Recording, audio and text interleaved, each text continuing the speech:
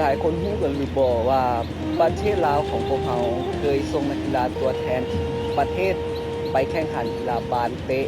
โลกในรุ่นเยาวชนอยู่ประเทศสวีเดนหรือชื่ออย่างเป็นทางการเป็นว่า The World Youth Cup 2010 ในการไปครั้งนี้เนาะทีมนักกีฬาของพวกเขาประกอบมี14คนและเป็นนักกีฬาจากแข่งเสียงขวางทั้งหมดที่สำคัญในการไปครั้งนี้ทีมนักกีฬาทีมดังกล่าวบ่เฮ็ดให้ประเทศลาวผิดหวังเพราะสามารถย่างมาได้อันดับ3และมันเป็นอันดับ3ของโลก This was a very special journey. They made friends with kids from all over the world. They won many matches against teams that were bigger and stronger than they were. They gained the respect and admiration of everyone in Sweden. It happened because of Manapet, a man who showed me that anything is possible. การได้รับรางวัลระดับโลกในครั้งนี้ถือว่าเป็นความภาคภูมิใจให้แก่คนลาวเฮาเป็นหน้าเป็นตาและสร้างชื่อเสียงให้แก่ประเทศชาติลาวเฮาในเวทีสากลอย่างล่วงหลายและนี่คือจุดเริ่มต้นของความฝันแห่งวงการกีฬาลาวหากเฮาพัฒนากันไปอีกจักหน่อยนึงความฝันของประเทศเฮาคงอยู่บ่ไกล Everyone would be so proud to know that they're here and working to be something so much greater than everyone expects.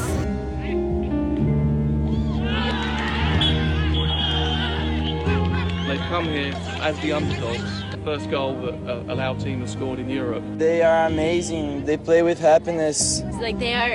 extremely fast. We're watching, we're like, oh my gosh, where did he come from? They're not that tall. They have small players. This will be the boys' first experience of it being rough and tough. I was quite worried before the match, and we've ended up with 4 injuries. But we're gonna do it for our teacher. It's a quiet minute for Manapet. I had a good old cry, just a general outpouring of emotion, relief, happiness. Laos should be very proud of their team. Our teamwork really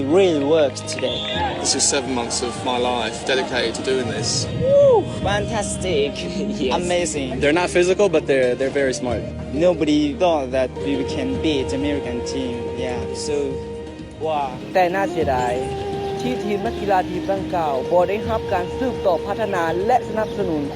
เท่าที่ควรดังนั้นแมตช์แรกของพวกเขาในแผ่นดินยุโรปจึงกลายเป็นแมตช์สุดท้ายของพวกเขาเช่นเดียวกัน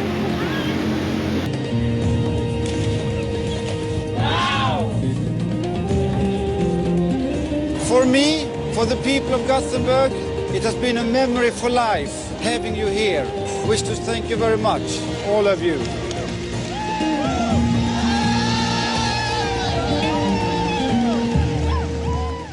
ความเก่งกาจสามารถและวีรกรรมที่พวกเขาได้สร้างไว้ในปีนั้นจึงจำเป็นต้องได้หยุดอยู่เพียงเท่านั้น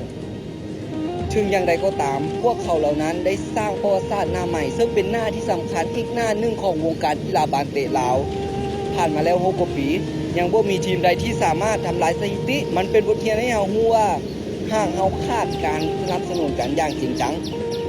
บ่ว่าอีก5 ปี10 ปีหรือ20 ปีข้างหน้า